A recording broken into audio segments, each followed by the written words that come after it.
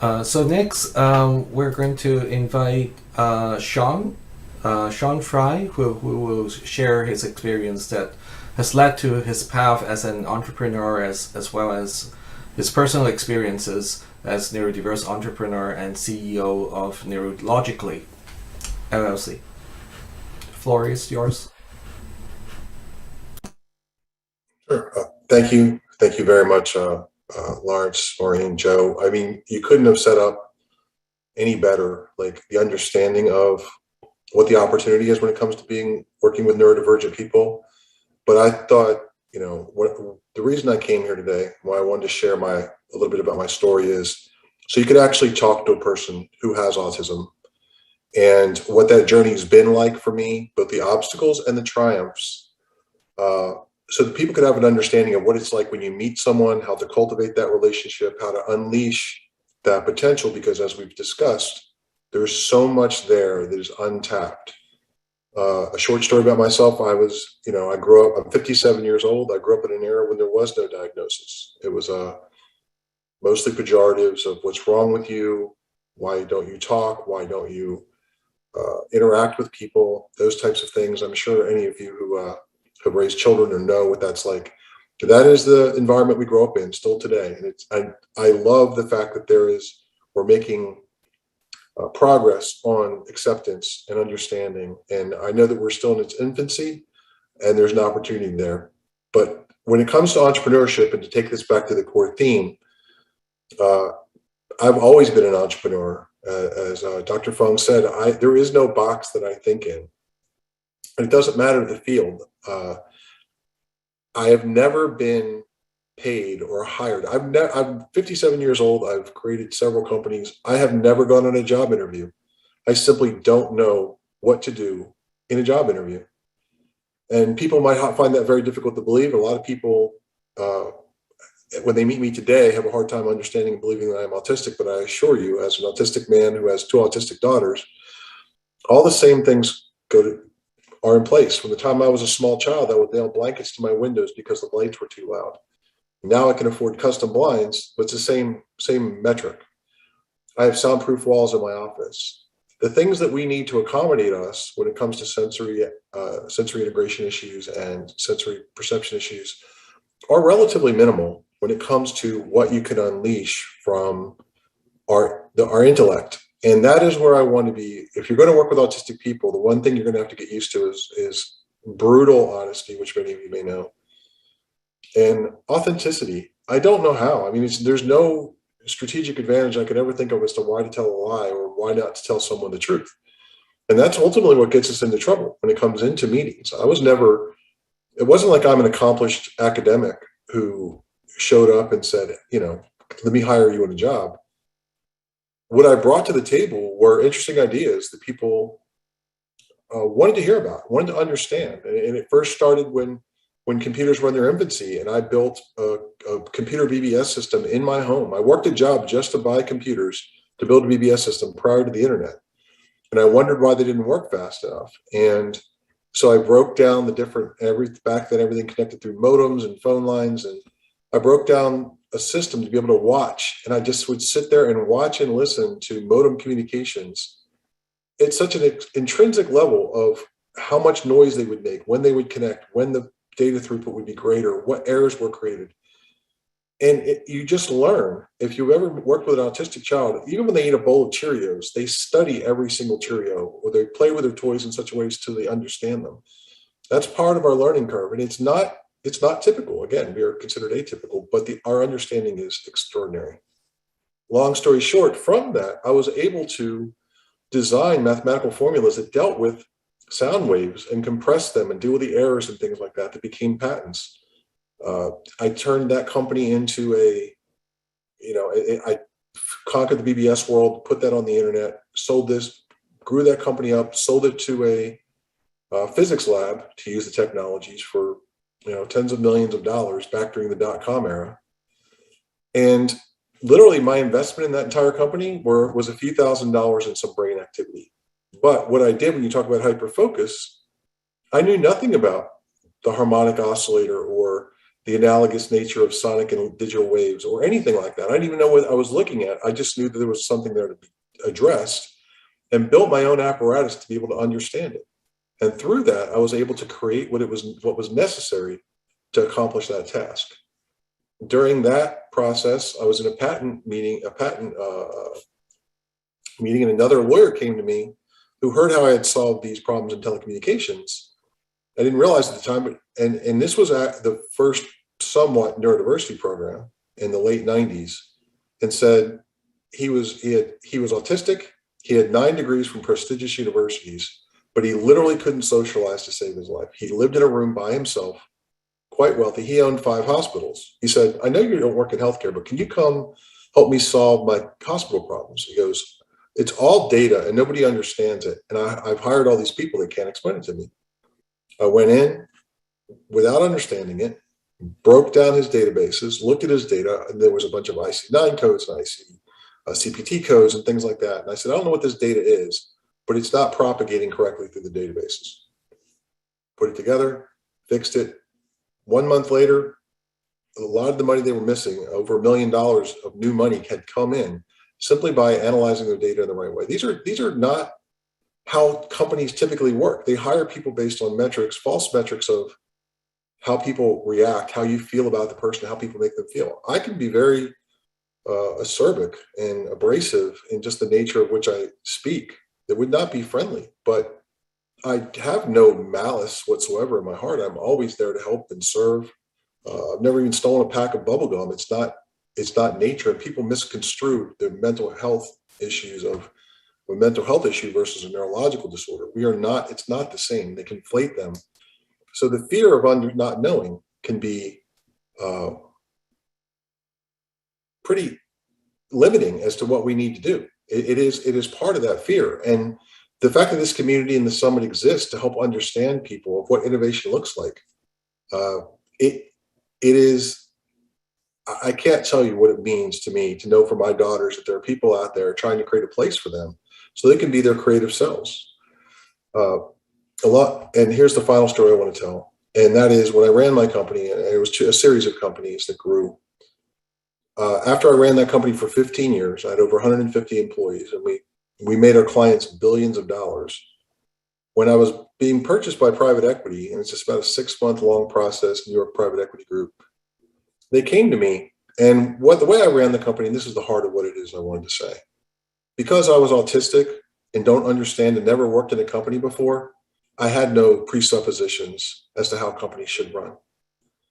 I just hated the way I was treated, not because people were intentionally malicious, just because I didn't fit in. But in the 15 years I ran that company, when they came to me one day and said, Shawn, I thank you for turning over all your files, but you failed to turn over your employee turnover files. I said, what do you mean? They said, Shawn, where are all the people that have quit in the last 15 years? I said, quit? No one had ever quit in 15 years. And let me explain how that's possible and why we're here today. It's because I treated everyone as if they were autistic themselves, because I needed that, so I felt psychologically safe. But what I learned was, and there are 2 key rules that I want to express that if you guys could take anything from this from me. One, I rewarded people for telling me bad news. Neurotypicals have a tendency to lie to each other, and they never want to address the elephant in the room. Autistic people do not operate that way. When people told me, hey, listen, Shawn, we screwed this up. Hey, thank you. Thank you for letting me know. Imagine as a CEO, the value of someone letting me know something was wrong ahead of time. I mean, I always say bad news first, please let me know so I can address it. And then reward them and make them feel confident. As I started to implement this, what I found was a lot of the women that worked for me, some of them single mothers who had tremendously abusive lives, who just wanted to be good workers, who suffered from PTSD, were told that they were never good enough or smart enough or the right person for the job. Those people had incredible knowledge, and it unleashed this reservoir of information of where doctors were making mistakes, where doctors were contributing to poor clinical outcomes, killing patients. And it happens. I mean, I'm well documented of being a patient advocate for how poor our healthcare system is, but people started opening up. People started reporting bad news, and things improved. that psychological safety that worked for an autistic person was just as important for not just people with PTSD, which is also a neurodivergent issue, but all our other employees. It allowed greater efficacies in operations. Financial performance is well documented as highly effective. This is not a nonprofit. Let's think of it as a charity. This is a for-profit. There's a tremendous arsenal of people out there who could radically change the world, whether Bill Gates, Steve Jobs, Larry Ellison, Richard Branson. These people are all autistic. None of them have college degrees, which is a whole other conversation that's not for this forum. But it's because they're not constrained by the linear thinking of a neurotypical. And I want not to knock neurotypicals because I need them to function. But we each have blind spots that complement each other if we're honorable and respectful to each other. So listen, here's what I want to encourage everybody. Ask me the hardest question you can, the most personal question you can. I'll be happy to answer it and let you know honestly what it's like from a person with my kind of mind, how to best work with us. So thank you, and I'll turn it back over to everybody.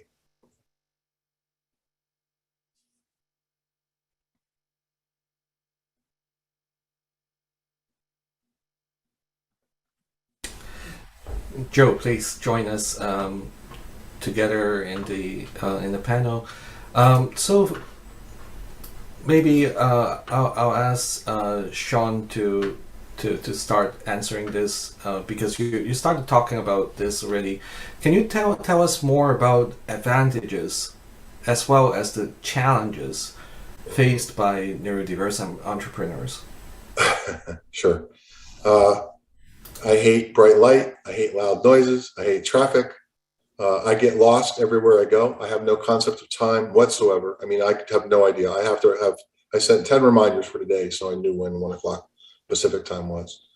None of these are dismissive attributes about a human being. They're just struggles for the way my brain operates. These are what people say. Sometimes the way I speak can be very monotone and direct, and there are times and places with people who are highly logical, it works really well. In negotiating with a highly emotional person, it can be very challenging. So I lack that. And I have people who work with me. Part of my incubator, my technology incubator company, I have people to fill those gaps. It is critical that we fill the gaps for those people. My ideas are innovative, but they have to be operationalized. And I need people to help me with that. People to ask the tough questions that I may miss. People ask me a question and I'm answering 3 layers away and they just want to know the next step. What you get though, I mean, like you talk about the perseveration, the ability to focus on something for an incredible amount of time. I locked myself in a room when I worked on the patents. I locked myself in a room for 9 months, literally straight. I only allowed myself to leave on Wednesdays for 3 hours. 9 months later, I submitted my work to the patent office. 2 months later, I got a call from the patent office saying no one in the patent office could understand the mathematics. And they were like, okay, well, so what do we do? And they sent my math to Stanford, to the Palo Alto Research Complex, where Stanford validated it. So Stanford is part of my DNA with regard to how I got some of my patents, 2 of which are classified.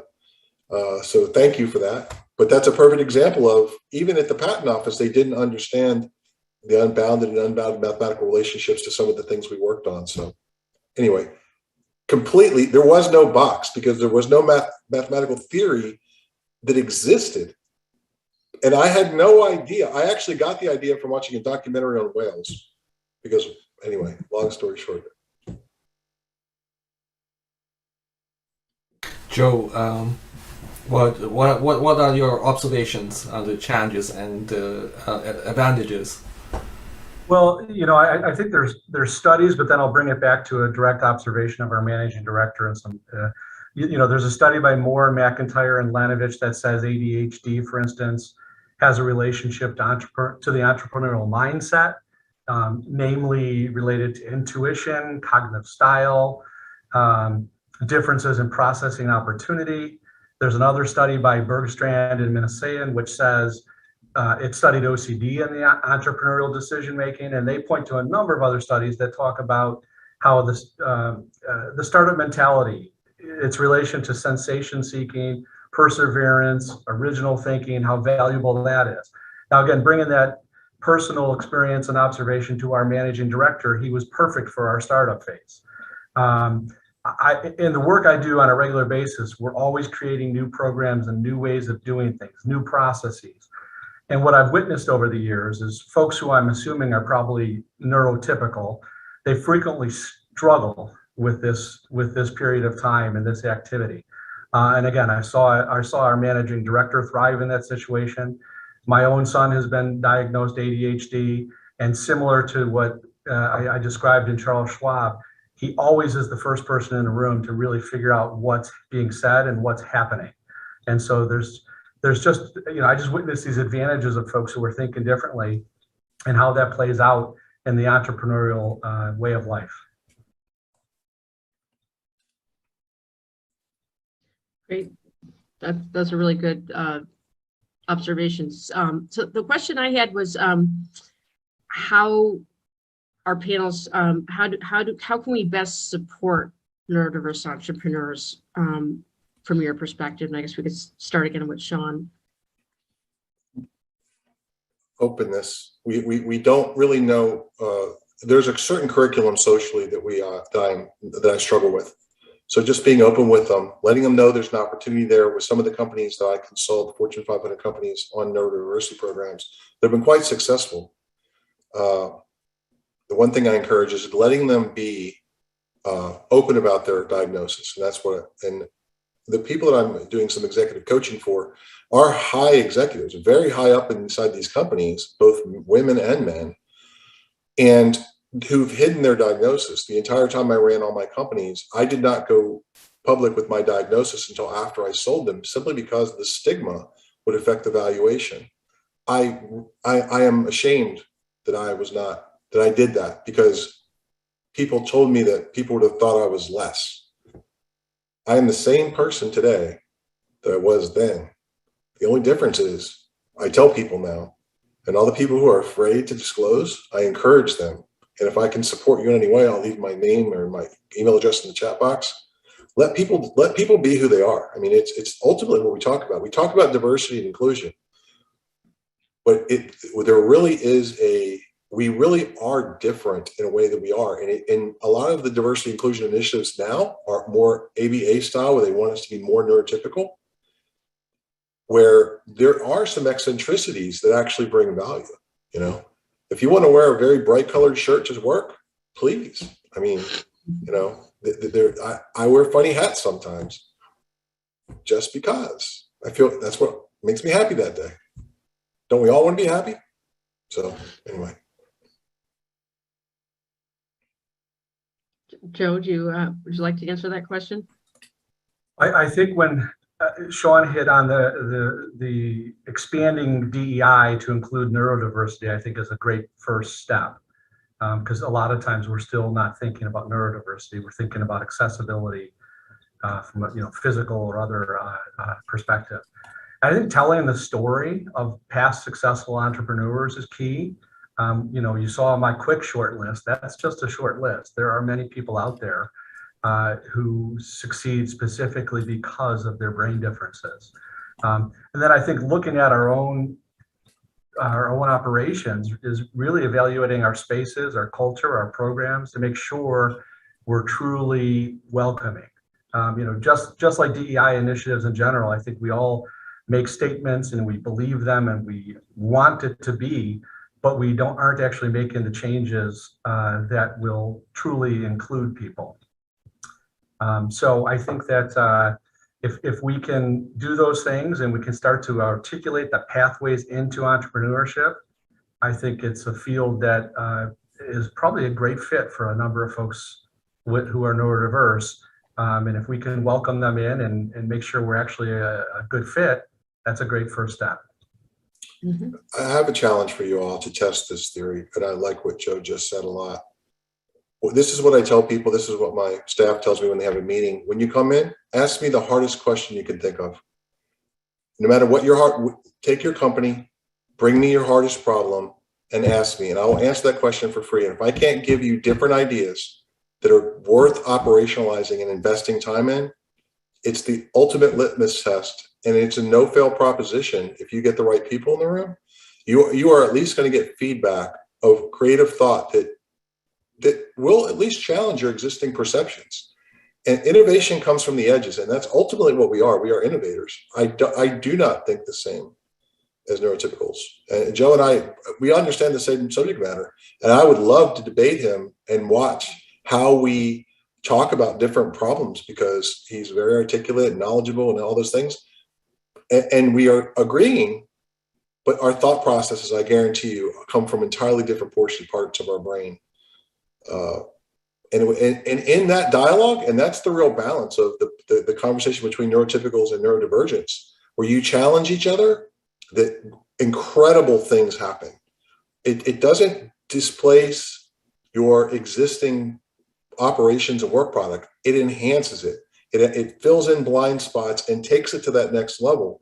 And that's why I need to encourage people, because I can give, like Joe had given many success stories. I know people personally. I have my own network of innovators and extraordinarily brilliant people that literally, they don't even know how to explain themselves. I teach this process called reduction, of bringing your ideas down to where they're understandable and acceptable by people who don't perseverate on a subject. That's part of that on-ramp of why technology incubators will bridge the gap temporarily, because I'm, as an autistic person, believe it or not, I actually speak pretty well both sides of the equation, where many autistic people don't. They have a very difficult time communicating. As you can see, it is a struggle for me. Everybody that's been watching this can see me struggle to communicate. But the ideas are solid, and I think everyone knows that I'm genuine and honest and trying to tell people what can happen. It's bridging that gap that we need to do. Great, that's wonderful. So actually, you started, I think, to answer the next question I had was how neurotypicals could maybe become better allies to the neurodiverse within startups and incubators. So how do you say it one more time? Well, I mean, what strategies or what ways in which neurotypicals could maybe become better allies to neurodiverse within startups and incubators? The one answer for everybody: curiosity. The lack of curiosity is the greatest obstacle as to why we think this way. It's not so much about, people always think the oddities, the more Rain Man type oddities. I do live my life in a series of routines, and people find it peculiar. But the curiosity as to why I came to a particular conclusion, Dr. Fung said earlier, a lot of times I'll be sitting in a meeting and I'll know the answer before they finish what they want to say. And I don't have any, you have to understand, my company, Prevalent, that I grew, that it challenged the thinking of all doctors. I do not have a medical degree, even an undergrad. But I would challenge I looked at the data, I studied however many patients they treated, hundreds of thousands, and I showed them where they didn't perform proper risk assessments on individual patients that led to a disproportionate number of bleeds, pulmonary embolisms, things like that. I started talking, like, a lot of people didn't know I wasn't a doctor, but I wasn't. But I've looked at many degrees and credentialed many people at many hospitals. I ran 3 different hospital systems where I was a CIO.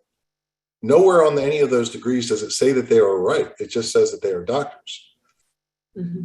The data and the analysis and looking at things divergently, the inverse relationships and different relationship styles, deductive, inductive, different reasoning styles that exist more in the neurodivergent mind, are where you see where some of these issues come in. And it's probably most prevalent in behavioral health, where we can't quantify, particularly when it comes to the diagnosis of neurodivergent individuals, particularly as it comes to women. 4 men are diagnosed to every woman is diagnosed. I do think that as a father of 2 daughters, women are often misdiagnosed because the diagnostic criteria have not been developed sufficient enough as to have women included and properly supported. So that's probably for another breakout. Great. Joe, would you like to add to this? I don't think I can top that answer. I think it's perfect. I would say, though, that I think the good news is the people largely who are in our incubator are already thinking differently. They've chosen not to do the normal pathway of school, work. They may have done that, but now they're trying something different. So the good news is I think it's a climate and culture that's probably already more suited and welcoming. I like Shawn's answer of curiosity. I don't know that I could top that, actually. Okay, good. But we only have about 8-9 minutes left before we have to transition to the Hulu platform. And before that, we'd like to have some Q&A first, and then we can move the Q&A over to the Hulu platform. So before you move on to the Q&A for the audience, if you are to say one thing to a neurodiverse kind of budding entrepreneur, what one advice would you want to give? Either of you, actually both of you. So I was told my whole life that I wasn't going to be good enough, that I couldn't have a job, that I'd never be married, that my ideas are stupid and they're too far-fetched, and I'm a dreamer. I've heard all of those things over and over and over again, but I never quit on myself. And a lot of people out there are afraid. And even if you look in the comments right now, is I have an idea and I don't know how to get it to market.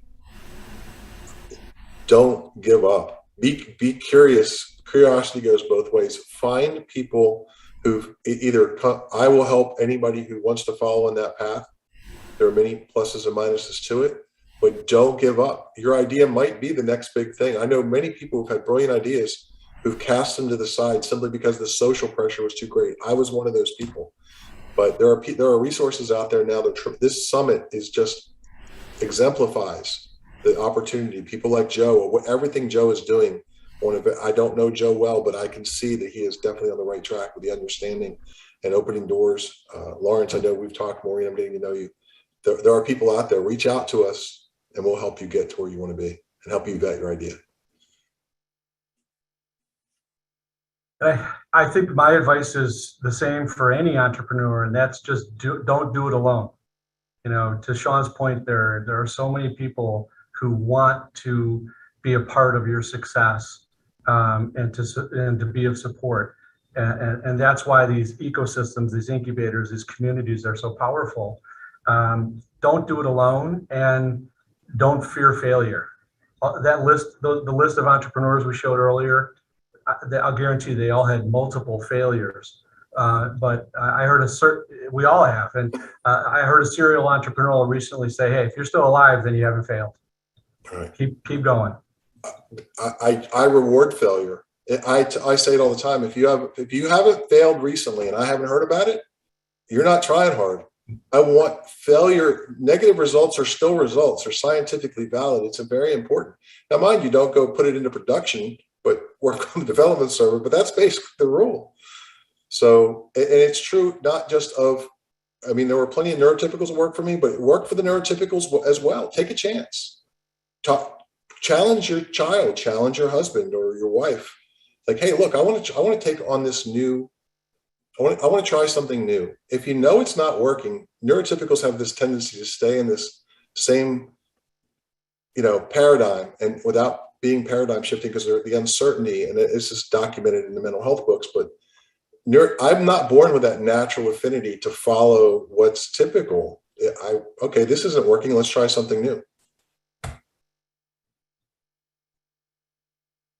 Great. Thank you so much. So, Dr. Fung, maybe we should move on to the audience Q&A. Yeah, absolutely. The first question is how to find a neurodiverse incubator at a university to start up a tech digital. I think that's a pretty underdeveloped field still. Shawn and Dr. Dunn are nodding their heads. I did find that group, Neurodiversity Hub, seems like a good place to go. Seems to have a lot of information. We'll certainly share anything we're starting. Does anyone else have thoughts about how to answer that?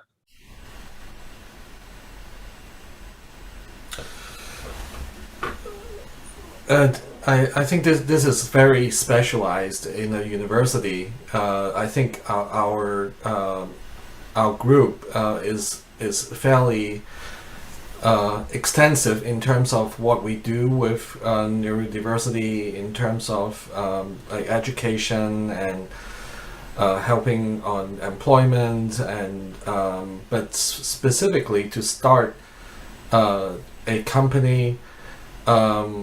We don't have that specialty, but in universities there are some groups, like at Stanford we do have some sort of incubator that the alums and the current professors in the university will basically make comments to any pitch people can bring in. It's like every week on Wednesday night or something. I don't remember exactly. But there is some kind of mechanism like that that's general. But for the specific neurodiverse incubator, not sure if that is really the thing the university, maybe Maureen has a better answer to that. I think that's why we were trying to start this process with Innovation to Page and, the Autism Angel group is just because it is something that's it's underfunded for one, but then also just neurodiverse friendly supports, right, and curriculum. There's not a lot out there. There should be there, but at the same time, there's so many entrepreneurs that are already neurodiverse that kind of just problem solved and found their way, but we want to see more of those success stories. And so I think this is a beginning, and I would just like say that anyone interested in joining us, I think we're all, probably most people here have the same sort of passion to want to see more of an ecosystem develop around this, because I think it's really important, because not everyone is going to fit, as many of the neurodiversity at work programs, and I really very much appreciate those. I think they're super important, but not everyone's going to fit in to an existing organization or company. And so this is an alternative pathway. As Shawn talked a lot about his story, it's another way to independence and, to employment that's meaningful. I want to say this because you made me laugh, Dr. That was because it's true. Academia and neurodivergent thought are antithetical. You are not going to peer review unique thought. It's just not going to happen. You innovate, and then you have to, if you're going to have a neurodiversity program in a major university, and I work with major universities on some mental health issues regarding to things like this, it doesn't work that way. I mean, you have to have a neurodivergent person. We need to put them in places of leadership and let them lead in cohort with a neurotypical person. Like just Joe and I bet if we got together and said, okay, you bring it in from this angle and I'll bring it in from that angle, in between, it would be remarkable, I would think, because you could bring the ideas. Everybody can take a plane off, lift the plane up off the ground. It's landing, it's the trick, right? And that's true about starting businesses. The most of the money I made in the businesses I created was never in the thing I originally intended to build. And that's a fact. I solved the technology problem and somebody brought me something that they needed that technology for. And that's what monetized it far greater than what I ever anticipated. And that's where neurodivergent thought is unusual.